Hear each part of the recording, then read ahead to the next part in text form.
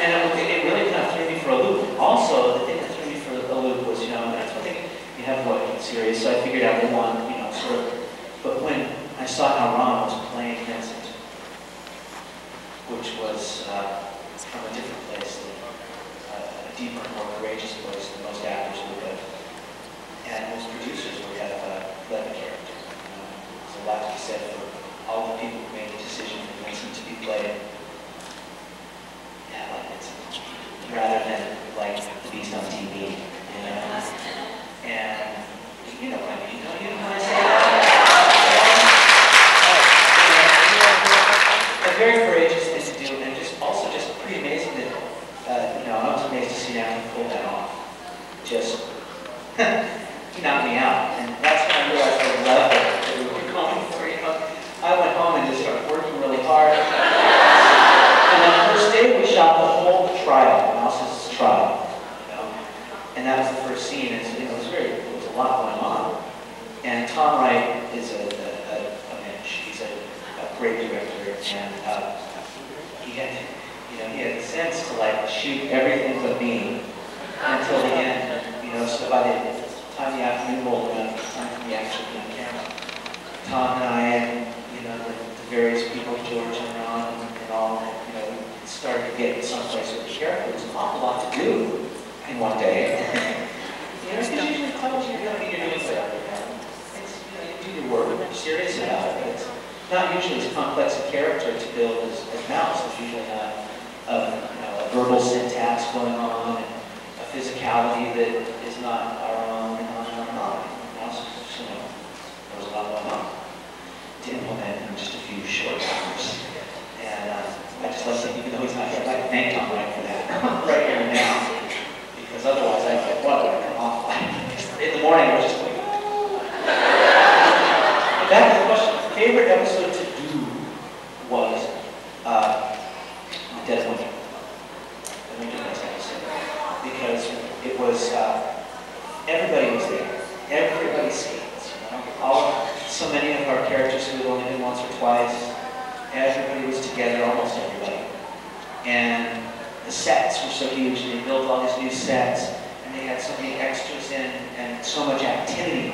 We were dancing, and there was music being played, and people, of course, never seen me, but at least we saw that these people had eaten. It seemed to be a rule down there that we couldn't eat. And all of that, it was just a great deal of fun. It was very long hours doing it. It was during Halloween, and it was really fun because Roy kept starting from the fights and blaming kids. That was a really good time. I really enjoyed that one. And it was like the old movies. It was like that day. It was like this is what it was like in the old days in the studios. Things were just going on. Because most of the time, like if somebody visits town and they say, "Oh, we'll go to the set and see," it's like, well, okay, and you take them and they're like, God, this is boring. Is Universal Studios tour like this? Let's go there. It's like that. This is what people think it's like. This is what people think it's like, and if it was like this every day, it really would be. And I recall that Ron and Linda, and particularly Ron, when he was done, he was usually gone because in and out of the makeup and his hours. And I remember that during some of that shooting, they both stayed and sat and watched all the stuff going on because it really was that magical. And yeah, so that was my favorite one to do. Yes, ma'am.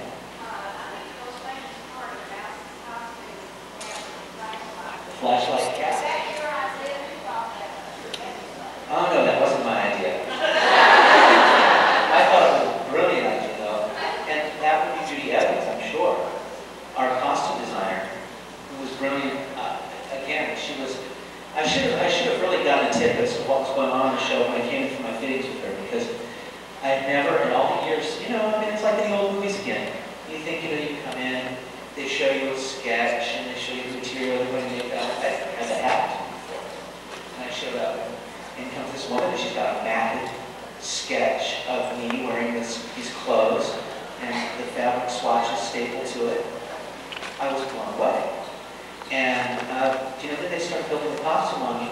And at first, I gotta say, it's a big sci-fi fan. And one of the things that I always look for in especially visual sci-fi like television movies is, a lot of times they say, oh, we want to get this creature, he's going to have an eye over here, he's going to, the clothes are going to look like this. I'm always going to, well, why do the clothes look like that? That doesn't make any sense. Why does he have an eye over here, other than the fact that it looks so interesting? And a lot of the decisions are based on this would look neat, and I think it should be based on functionality and, what it would need to be a meaning if you're creating a different culture. And I put on the clothes and I thought, I looked at a lot of, yeah, she's just, she's doing a lot of this stuff that just doesn't, it's just a lot of fringe hanging down, And I thought, this is kind of pointless. And the patches on the sleeves, and I was thinking, yeah, it looks good, but it's not that logical. And so I was kind of giving her, minus points. And I told her I needed pockets, and she showed me where she would put in 3, she put in 2 more for me. And then we got on to the, we're actually doing it. The day we're shooting the scene where Linda falls into Mouse's chamber, Catherine falls into Mouse's chamber, and we wind up leaving with all of those tools and stuff to go try and do the rescue. And I'm standing there, and Tom's like, you pick up the hammer, you pick up the box, you got the wrench, you got this in your hand, you go. I said, Tom, how am I supposed to do all that? Because I don't know.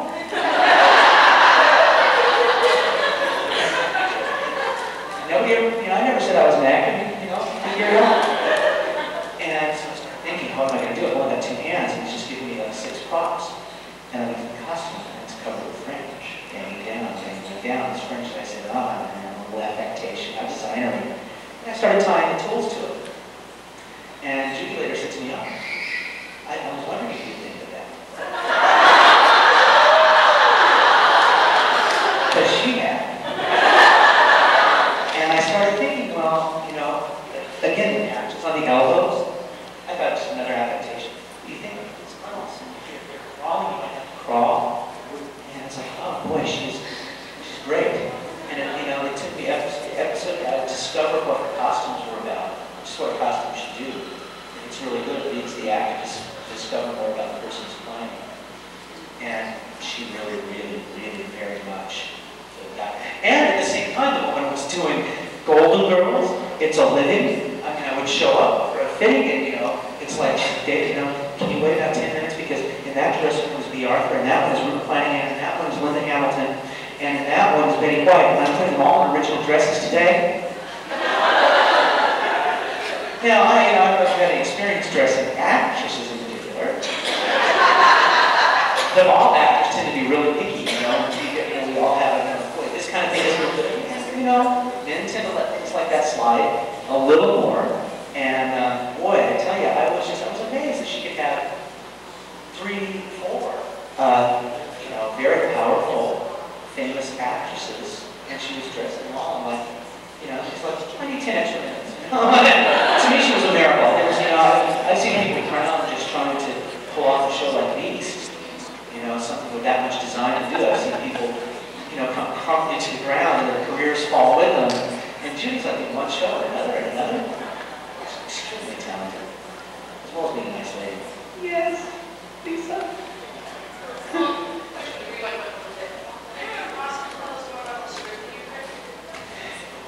I have been asked by my writing partner not to. I would love to, because it's all I want to talk about right now.